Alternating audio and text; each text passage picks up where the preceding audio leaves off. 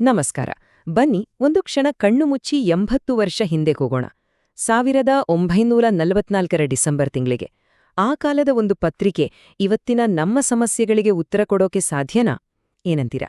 ನಮ್ಮ ಕೈಲಿರೋದು ಅದೇ ಕಾಲದ ಅಖಂಡ ಜ್ಯೋತಿಯ ಒಂದು ಪ್ರತಿ.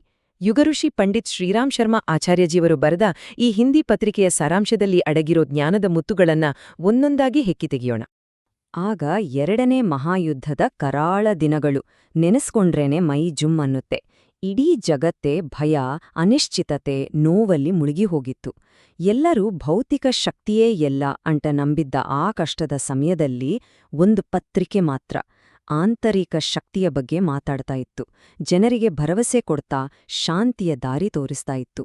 ಅಷ್ಟಕ್ಕೂ ಆ ಜ್ಞಾನವಾದ್ರೂ ಯಾವುದು? ಬನ್ನಿ ಈ ಹಳೆಯ ಪುಟಗಳನ್ನ ತಿರುವಿ ಹಾಕಿ ಆ ರಹಸ್ಯವನ್ನ ಭೇದಿಸೋಣ. ಸರಿ, ನಮ್ಮ ಈ ಪಯಣದಲ್ಲಿ 6 ಮುಖ್ಯವಾದ ನಿಲ್ದಾಣಗಳಿವೆ. ಮೊದಲು ಯುದ್ಧಕಾಲದ ಜ್ಞಾನದಿಂದ ಶುರು ಮಾಡಿ ನಮ್ಮ ಆಲೋಚನೆಗಳಿಗೆ ಎಷ್ಟು ಶಕ್ತಿ ಇದೆ ಅನ್ನೋದನ್ನ ತಿಳ್ಕೊಳ್ಳೋಣ. ಆಮೇಲೆ ಸರಿ ದಾರಿಯಲ್ಲಿ ನಡೆಯೋದು ಹೇಗೆ, ದೇಹ ಮನಸ್ಸಿನ ಆರೋಗ್ಯ ಕಾಪಾಡಿಕೊಳ್ಳೋದು ಹೇಗೆ, ಮತ್ತು ಒಂದು ವಿಶೇಷವಾದ 40 ದಿನಗಳ ಆಧ್ಯಾತ್ಮಿಕ ಸಾಧನೆ ಬಗ್ಗೆನೂ ಮಾತಾಡೋಣ. ಕೊನೆಗೆ ಈ ಎಲ್ಲಾ ಪಾಠಗಳು ಇವತ್ತಿನ ದಿನಕ್ಕೆ ಎಷ್ಟು ಮುಖ್ಯ ಅನ್ನೋದನ್ನ ನೋಡೋಣ.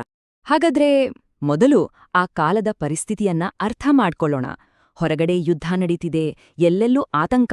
ಅಂಥ ಟೈಮಲ್ಲಿ ಅಖಂಡ ಜ್ಯೋತಿ ಜನರಿಗೆ ನಿಮ್ಮ ಒಳಗೆ ನೋಡ್ಕೊಳ್ಳಿ ಅಂತ ಹೇಗ್ ಹೇಳಕ್ ಸಾಧ್ಯವಾಯ್ತು? ಯಾಕಂದ್ರೆ ಅದು ಬರೀ ಒಂದು ಪೇಪರ್ ಆಗಿರ್ಲಿಲ್ಲ, ಅದೊಂದು ಸ್ಪಿರಿಚುವಲ್ ಗೈಡ್ ಆಗಿತ್ತು. ಪತ್ರಿಕೆಯ ಮುಖಪುಟದಲ್ಲೇ ಇದನ್ನ ಒಂದು ಉನ್ನತ ದರ್ಜೆಯ ಆಧ್ಯಾತ್ಮಿಕ ಪತ್ರ ಅಂತ ಹೇಳಿದ್ದಾರೆ. ಅಂದ್ರೆ ಏನು? ಇದು ಬರೀ ನ್ಯೂಸ್ ಕೊಡ್ತಾ ಇರಲಿಲ್ಲ.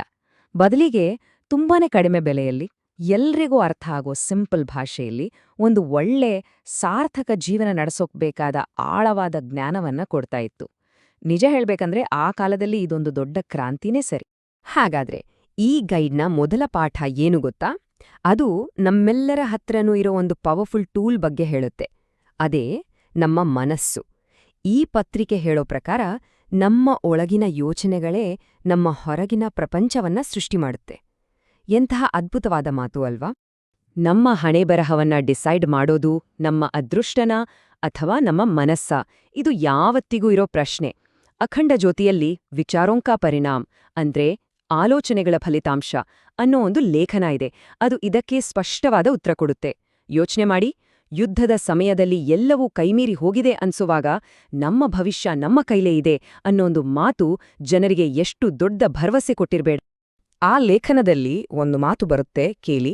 ಮನುಷ್ಯ ಏನು ಯೋಚನೆ ಮಾಡ್ತಾನೋ ಅವನು ಅದೇ ಆಗ್ತಾನೆ, ಅವನು ಹೇಗೆ ಕೆಲಸ ಮಾಡ್ತಾನೋ ಹಾಗೆ ಆಗ್ತಾನೆ. ನೋಡಿ, ಎಷ್ಟು ಸಿಂಪಲ್ ಮತ್ತು ಪವರ್ಫುಲ್ ಆಗಿದೆ. ಇದರಲ್ಲಿ ಕನ್ಫ್ಯೂಷನ್ನೇ ಇಲ್ಲ. ನಮ್ಮ ಯೋಚನೆಗಳು ಬೀಜ ನೆಟ್ಟಾಗೆ, ನಮ್ಮ ಕೆಲಸಗಳು ಗಿಡ, ಮತ್ತೆ ನಮ್ಮ ಭವಿಷ್ಯ ಆ ಗಿಡದಲ್ಲಿ ಬಿಡೋ ಹಣ್ಣು. ಅಂದ್ರೆ ನಮ್ಮ ಮನಸ್ಸೇ ಒಂದು ಕುರುಕ್ಷೇತ್ರ ಇದ್ದ ಹಾಗೆ. ಅಲ್ಲಿ ಪಾಸಿಟಿವ್ ಮತ್ತು ನೆಗೆಟಿವ್ ಯೋಚನೆಗಳ ಮಧ್ಯೆ ಯಾವಾಗ್ಲೂ ಫೈಟ್ ನಡೀತಾನೇ ಇರುತ್ತೆ. ನಾವು ಯಾವ್ದಕ್ಕೆ ಹೆಚ್ಚು ಬೆಲೆ ಕೊಡ್ತೀವೋ ಅದೇ ನಮ್ಮ ಲೈಫ್ನ ದಾರಿಯನ್ನ ಡಿಸೈಡ್ ಮಾಡುತ್ತೆ. ಅದಕ್ಕೆ ಜಗತ್ತಿನ ಬದಲಾಯಿಸೋಕೆ ಮುಂಚೆ ಮೊದಲು ನಮ್ಮ ಮನಸ್ಸನ್ನ ನಾವ್ ಗೆಲ್ಬೇಕು. ಅದೇ ಫಸ್ಟ್ ಸ್ಟೆಪ್. ಸರಿ, ಯೋಚನೆಗಳು ನಮ್ಮ ಒಳಗಿನ ಪ್ರಪಂಚ ಆಯ್ತು. ಹಾಗಾದ್ರೆ ಆ ಒಳ್ಳೆ ಯೋಚನೆಗಳನ್ನ ಕೆಲ್ಸದ ರೂಪಕ್ಕೆ ತರೋದು ಹೇಗೆ? ಯಾಕಂದ್ರೆ ಅದೇ ನಮ್ಮ ಹೊರಗಿನ ಪ್ರಪಂಚ ಆಗೋದು ಅಲ್ವಾ? ಪತ್ರಿಕೆ ಇದನ್ನ ಸತ್ಕರ್ಮದ ಮಾರ್ಗ ಅಂದ್ರೆ ಒಳ್ಳೆ ಕೆಲ್ಸದ ದಾರಿ ಅಂತ ಕರೆಯುತ್ತೆ.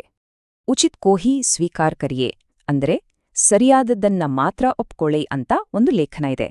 ಅದು ನಮ್ಮ ಮುಂದೆ 2 ದಾರಿಗಳನ್ನ ಇಡುತ್ತೆ. ಒಂದು ಧರ್ಮ ಮತ್ತೆ ಸತ್ಯದ ದಾರಿ. ಇದು ಶುರುವಲ್ಲಿ ಸ್ವಲ್ಪ ಕಷ್ಟ ಅನ್ಸಬಹುದು, ಆದ್ರೆ ಕೊನೆಗೆ ಸಿಗೋದು ಶಾಶ್ವತವಾದ ಖುಷಿ. ಇನ್ನೊಂದು ನೋಡುವಕ್ಕೆ ಸುಲಭ ಅನ್ಸೋ ತಪ್ಪು ದಾರಿ.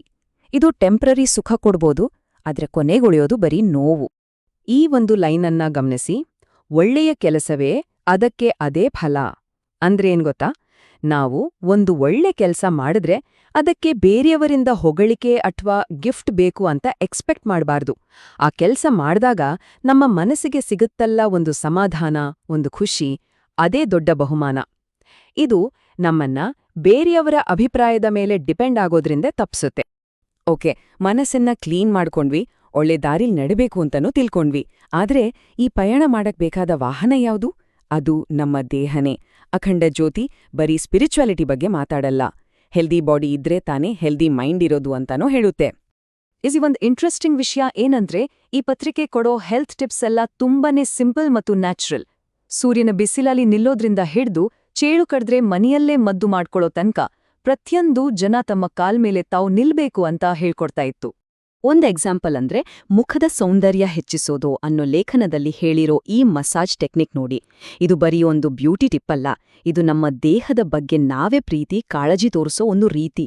ನಮ್ಮ ಫಿಸಿಕಲ್ ಮತ್ತು ಮೆಂಟಲ್ ಹೆಲ್ತ್ ನಡುವೆ ಎಷ್ಟು ಆಳವಾದ ಸಂಬಂಧ ಇದೆ ಅನ್ನೋದನ್ನ ಇದು ತೋರಿಸುತ್ತೆ. ಸರಿ, ನಾವು ಮನಸ್ಸು, ಕೆಲಸ, ದೇಹ ಎಲ್ಲದರ ಬಗ್ಗೆ ತಿಳ್ಕೊಂಡ್ವಿ. ಆದ್ರೆ ಈ ಎಲ್ಲಾ ಜ್ಞಾನವನ್ನ ನಮ್ಮ ಡೈಲಿ ಲೈಫ್ಗೆ ಅಪ್ಲೈ ಮಾಡೋದ್ ಹೇಗೆ? ಸುಮ್ನೆ ಕೇಳಿದ್ರೆ ಸಾಕಾ?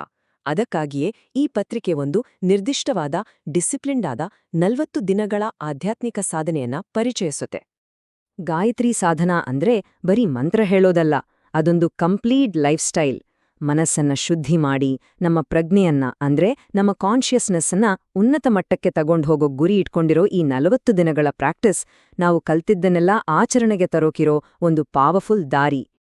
ಈ ಸಾಧನೆಯ ರೂಲ್ಸ್ ಇವು ಬರೀ ಹೊರಗಿನ ಆಚರಣೆಗಳಲ್ಲ. ಸೂರ್ಯ ಹುಟ್ಟೋಕೆ ಮುಂಚೆ ಏಳೋದ್ರಿಂದ ಹಿಡಿದು ನಮ್ಮ ಊಟ ತಿಂಡಿ ನಡವಳಿಕೆಯಲ್ಲಿ ಶುದ್ಧತೆ ಕಾಪಾಡ್ಕೊಳ್ಳೋ ತನಕ ಪ್ರತಿಯೊಂದು ರೂಲ್ ಕೂಡ ನಮ್ಮ ಇಂದ್ರಿಯಗಳ ಮೇಲೆ ಕಂಟ್ರೋಲ್ ತರೋಕೆ ಮತ್ತು ಮನಸ್ಸನ್ನ ಫೋಕಸ್ ಮಾಡೋಕೆ ಹೆಲ್ಪ್ ಮಾಡುತ್ತೆ. ಇದಕ್ಕೆ ಪೂರ್ತಿ ಕಮಿಟ್ಮೆಂಟ್ ಬೇಕು. ಇದೊಂತರಹದ ತಪಸ್ಸು. ಇಷ್ಟೊತ್ತು ನಾವೆಲ್ಲ 80 ವರ್ಷ ಹಿಂದಿನ ಜಗತ್ತಲ್ಲಿದ್ವಿ. ಈಗ ವಾಪಸ್ ಪ್ರೆಸೆಂಟ್ಗೆ ಬರೋಣ. ನಾವು ಕಲ್ತ ಈ ಯೋಚನೆ, ಕೆಲ್ಸ, ಆರೋಗ್ಯ, ಸಾಧನೆ ಈ ಎಲ್ಲ ಪಾಠಗಳು ಇವತ್ತಿನ ನಮ್ಮ ಫಾಸ್ಟ್ ಟೆಕ್ನಾಲಜಿ ಯುಗದ ಲೈಫ್ಗೆ ಹೇಗೆ ದಾರಿದೀಪ ಆಗ್ಬಹುದು ಅದನ್ನ ನೋಡೋಣ. ಹಾಗಾದ್ರೆ ಅಖಂಡ ಜ್ಯೋತಿಯ ಈ ಸಂಚಿಕೆಯಿಂದ ನಮಗೆ ಸಿಕ್ಕಿರೋ ಸಾರಾಂಶ ಏನು? 4 ಮುಖ್ಯ ಪಾಯಿಂಟ್ಸ್. 1. ನಿಮ್ಮ ಮನಸ್ಸನ್ನ ಕಂಟ್ರೋಲ್ ಮಾಡಿ, ಯಾಕಂದ್ರೆ ನಿಮ್ಮ ಯೋಚನೆಗಳೇ ನಿಮ್ಮ ಭವಿಷ್ಯ. 2. ಯಾವಾಗ್ಲೂ ಸತ್ಯದ ದಾರಿಯಲ್ಲೇ ನಡೆಯಿರಿ. 3. ನಿಮ್ಮ ದೇಹವನ್ನ ದೇವಸ್ಥಾನದ ಹಾಗೆ ನೋಡ್ಕೊಳ್ಳಿ. ಮತ್ತು 4. ಈ ಜ್ಞಾನವನ್ನ ಜೀವನದಲ್ಲಿ ತರೋಕೆ ಪ್ರಾಕ್ಟೀಸ್ ಮಾಡ್ತಾ ಇರಿ. ಇವಿಷ್ಟೇ ನೋಡಿ ಒಂದು ಒಳ್ಳೆ ಜೀವನದ ಫೌಂಡೇಶನ್. ಕೊನೆಗೆ ನಮ್ಮ ಮುಂದೆ ಉಳಿಯೋ ಪ್ರಶ್ನೆ ಒಂದೇ. ಗತಕಾಲದ ಈ ಜ್ಞಾನ ಇವತ್ತಿನ ದಿನಕ್ಕೆ ಒಂದು ದೀಪದ ಹಾಗೆ. 80 ವರ್ಷ ಹಳೆಯದಾದ್ರೂ ಇವತ್ತಿಗೂ ಪ್ರಕಾಶಮಾನವಾಗಿ ಉರಿಯುತ್ತಿರೋ ಈ ಬೆಳಕನ್ನ ಬಳಸ್ಕೊಂಡು ನಮ್ಮ ಇವತ್ತಿನ ಚಾಲೆಂಜ್ಗಳನ್ನ ಫೇಸ್ ಮಾಡಿ ಒಂದು ಒಳ್ಳೆಯ ನಾಳೆಯನ್ನ ನಾವು ಕಟ್ಕೊಳ್ಳೋದು ಹೇಗೆ? ಈ ಪ್ರಶ್ನೆಗೆ ಉತ್ತರ ಪ್ರತಿಯೊಬ್ರೂ ತಮ್ಮ ತಮ್ಮೊಳಗೆ ಹುಡುಕ್ಬೇಕಿದೆ.